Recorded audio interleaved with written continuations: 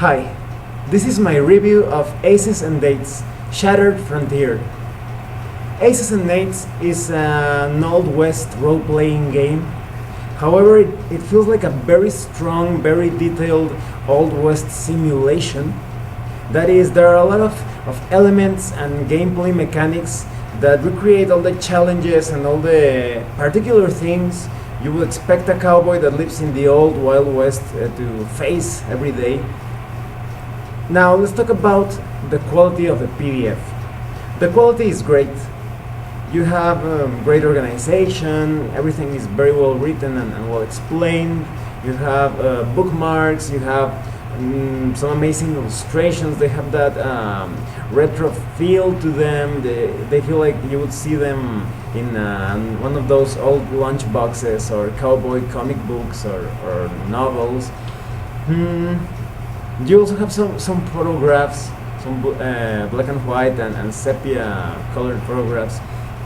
And well, the quality is great overall. However, this game expects you to be somewhat intelligent because it barely repeats itself.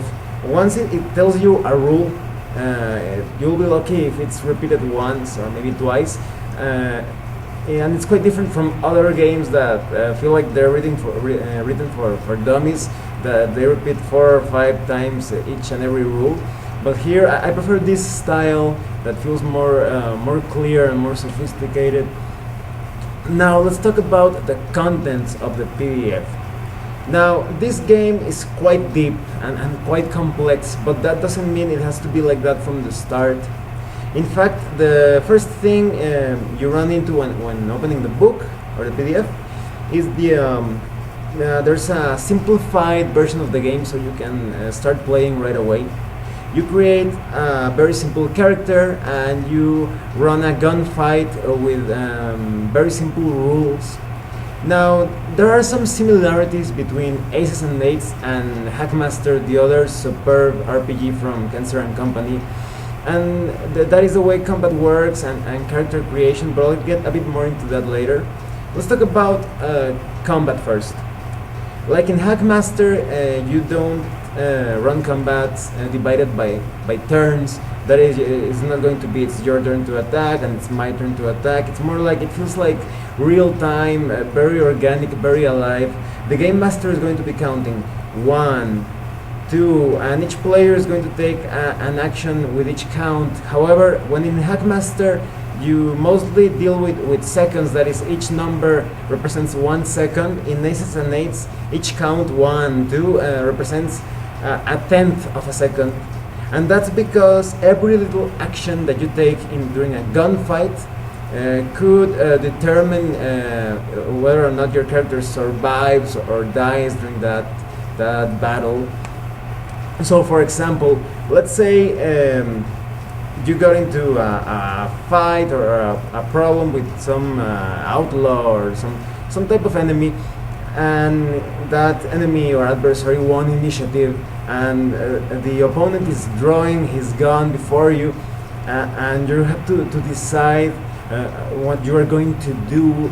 Because if you decide to, for example, aim carefully, that's going to take a while, but you decide to hastily draw your gun and shoot from your hip, you're going to shoot a bit faster but less accurate.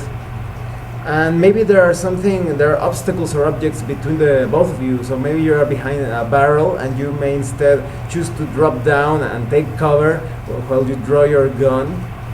Or maybe your opponent is just in a very bad angle and you have a bit of an advantage, and you may decide to carefully aim your gun and make sure that shot counts. Or maybe you are being ambushed, perhaps you are surrounded by 5 enemies, and you decide to fan your gun and just shoot wildly, and your intention is not really to hit someone, but just try to scare them and keep them off balance while you take cover or run away. So it's all very tactical. It's strategic to a certain point, but it feels more tactical because you have to take decisions in a split second, literally. And wounds in this game are quite serious. If your cowboy gets shot or stabbed, Even minor wounds are going to take days to heal if they are properly tended, or maybe if you went to a doctor, and as you well imagine, medicine in the Old West was not as advanced, so the wounds could easily get infected, and the more lethal wounds will probably kill your character in very few seconds. So it's a very lethal game. You should approach each gunfight carefully. You're going to be constantly looking for that edge or advantage so that you can come out of that fight alive. Duels are deadly in this game, so combat feels very gritty, very real, and that's pretty awesome. And there are so many elements to it. At first, with the basic or introductory game presented in the book, you get some very simple rules. But as you move on to the advanced game, you're going to see a lot of different things. That, for example, the differences between guns and rifles and shotguns, and combat here is really awesome. To play this game, you need the classical 7 polyhedral dice, but you also need a deck of poker cards, and you can also use poker chips if you're planning to use the advanced rules for brawling.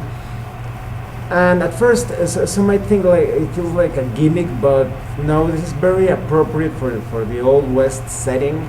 And the way you shoot at your opponent is it's kind of fun.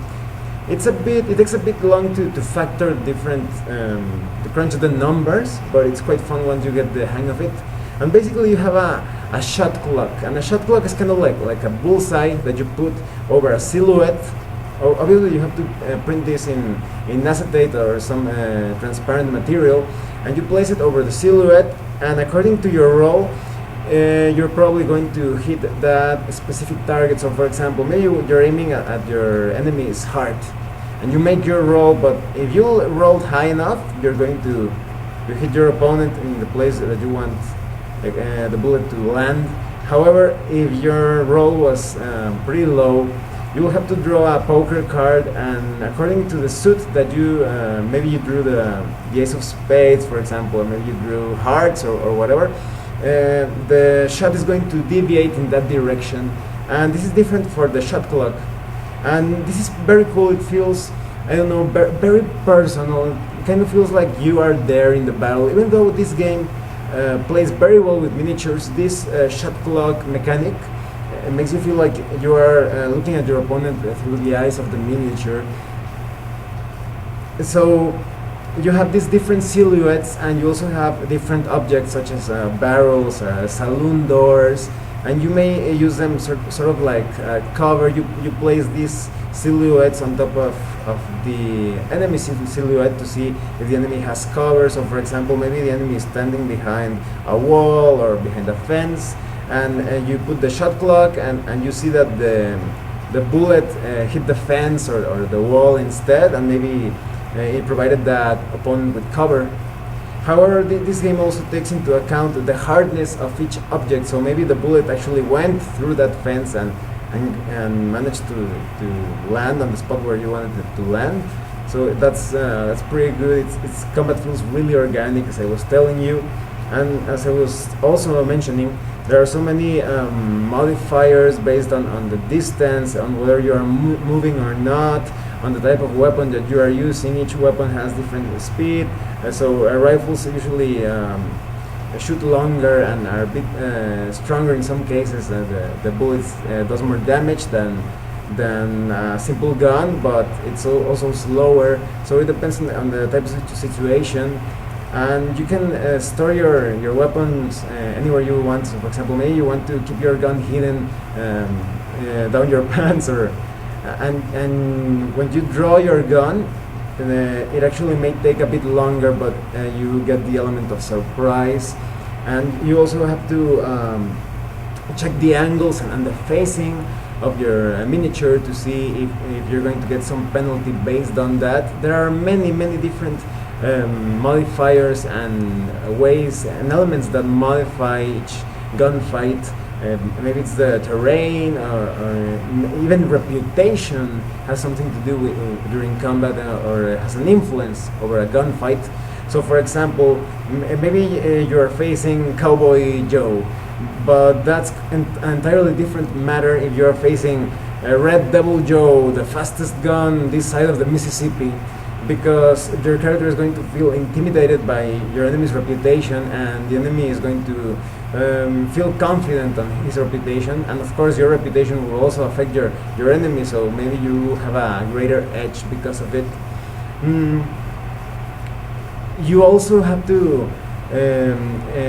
take into account that your character feels very much alive. That is, your character is going to flinch or maybe even run away if he starts getting shot at from every angle and every direction. So every battle just feels very real. And now let's talk a bit more about character creation. Character creation is somewhat similar to Hackmaster. That is, you have your stats, your ability scores, and you also have building points to add different details, make your character particularly skilled in different areas. You also have talents. Maybe you want to be specifically very skilled when finding your gun, as I was telling you, or maybe you want to have a sort of like an edge in social encounters. There are many ways. You also have quirks and flaws, so you can take certain disadvantages like absent-minded, bad liar, animal phobia, but you get building points in exchange for them to get perhaps talents. So then you'll have you'll be very courageous, or maybe you'll have advanced sighting. Maybe you're very astute at noticing details, and you have a damage bonus when making attacks. And skills sometimes play a vital role in combat. For example, maybe your character prefers to use a tomahawk or some sort of melee weapon, or throwing that weapon, and you will have to pass a skill check first by rolling a couple of 10-sided die or a D100 to see if you can use that weapon properly. And the character backgrounds are quite detailed. You have all sorts of ways to randomly determine a parental status. If your character has siblings, are they dead? What did maybe your siblings died of smallpox, or maybe some of them survived. There's almost everything that you can imagine of fleshing out a character. You can determine it with the random tables right here. So this game really has a lot of things. Now let's talk a bit more about the campaign and the setting. The Shattered Frontier is sort of like a pseudo-history of the American Old West, and it feels quite historically accurate. There are some liberties that were taken in certain historical events, but that was done on purpose, so that the player characters feel a lot more freedom of exploring and becoming the main characters of the show. And this really plays well in a sandbox type of role of campaign, because there's just so many things that you can do, and you have so much freedom on how you want to play this game. Maybe your character wants to become a bounty hunter, or maybe you want to become like a lawman or a bandit, or maybe you want to become a prospector or a rancher. You can carry out everything that you wish to do, anything that you want to choose as sort of like a profession. Your character can do it, and there are rules for each of those activities, and that feels really nice with this game. It feels like there are many mini games within it, or an RPG within an RPG. So, for example, there are advanced rules for cattle ranching. Maybe you want to perform a cattle drive, and there's a lot of details on how to take your cattle to graze, and how to protect your cattle. Maybe you're going to run into some bandits in the way, or wolves. And there are also rules for brawling, where you use the poker chips to determine different physical characteristics of the brawl. There are details on drug addictions and drinking. Gambling, you will also get a lot of opportunities to gamble, playing poker or other games, and you will have details on how to cheat without getting caught. And then you have details on trials. Maybe your character is standing on trial, and you have rules on how to play that trial, on punishments and prosecutors, etc. Everything that you can imagine. There's just so many things. So as you can see, this game could be played as a really dangerous action-packed thing where your character is constantly engaging in gunfights. And I highly recommend that you really approach each and every gunfight very strategically. Even the lowest foe could end up killing your character. Or you could also play this game somewhat I don't know, peacefully, by just trying to take care of your cattle, or maybe just looking for gold and just protecting yourself when it's needed, because this is the old Wild West. Everybody is really tough and desperate, and almost kind of like a dog eats dog attitude. So you're going to have to protect yourself. So many good things that you can do in this game. So many fun ways in which you can play.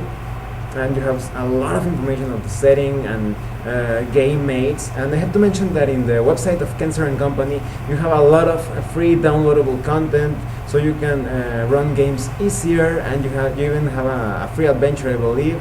And concerning that free adventure that has sort of like a zombie apocalypse feel to it, this game is quite flexible in its theme and its mechanics, so it doesn't necessarily have to be played as a sort of like a realistic version of the old Wild West. You could also add a bit of a supernatural element. I believe there's another horror-based adventure for this game, so this game is highly customizable to be played as the way you want to play it. Well, there are just so many things here. Well, let me tell you what I think of Aces and Eights. I think this game is amazing.